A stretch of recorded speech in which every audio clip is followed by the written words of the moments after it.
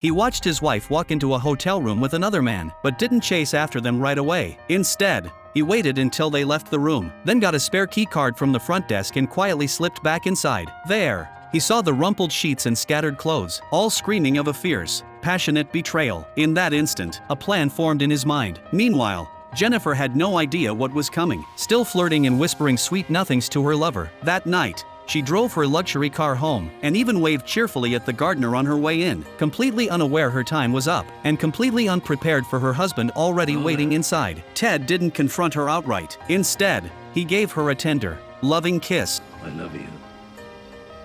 I know.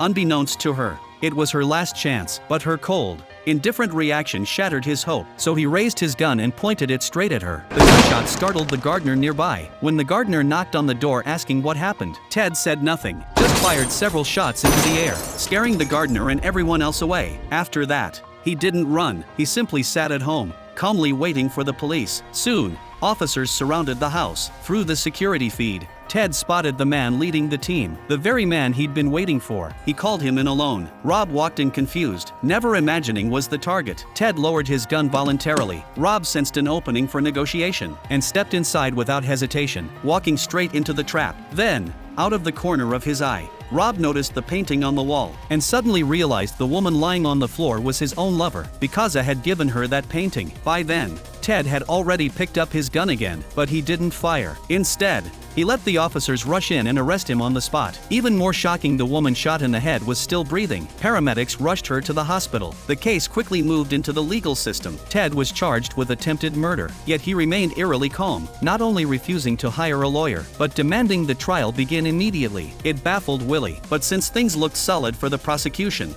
he welcomed it. Right after the hearing, Rob cornered Willie. Something felt off. He warned, "Don't get complacent." Willie dismissed it. This case seemed like a sure win. But then, just as he was celebrating his new job at a prestigious law firm, a call from the police dropped a bombshell. The handgun, the key piece of evidence, had no signs of ever being fired, meaning it couldn't be admitted in court. At first, he wasn't too worried, even without the gun. Witness statements and Ted's confession recording would seal the deal. But the next day, after tearing the entire mansion apart top to bottom, no other firearms turned up. He started to panic, as if the gun had vanished into thin air. Still, he held on to confidence. On trial day, no matter how damaging each witness's testimony was for him, Ted sat there cool and unruffled. That is until Officer Rob finished testifying. Ted stood up and objected on the spot, and called him out for sleeping with his wife. With that bombshell dropped, Ted's comeback officially began. He revealed his private investigator had gathered proof of the affair long before, and that he'd signed the confession only because Rob was a cop. Suddenly,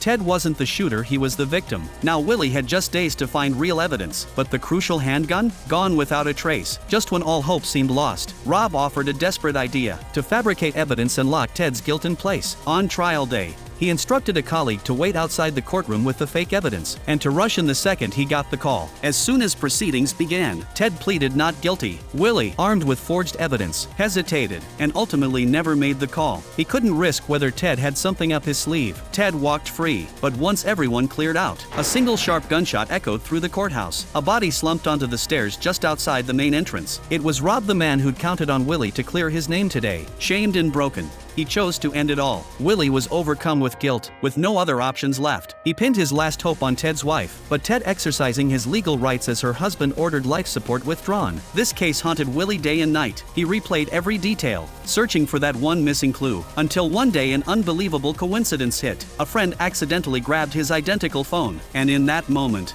everything clicked. He rushed to see Ted, and faced with Ted's stunned expression, Willie laid out the truth. Ted had secretly swapped guns with Rob, using an identical service weapon. He'd staged the hotel switch, fired Rob's actual service pistol. Then, while Rob bent over his wounded lover, Ted switched the guns back, leaving Rob to unknowingly carry away the real murder weapon. Ted had to admit it was brilliant, but he wasn't worried. Under U.S. law, double jeopardy meant no retrial for the same charge. Willie smiled. Last time, it was attempted murder because his wife was still alive. Now she was dead. That made it a brand new murder charge. For the first time, the unflappable Ted panicked. In the final courtroom showdown, Willie stood calm and steady, while Ted's face betrayed unmistakable fear. His high-powered legal team said it all.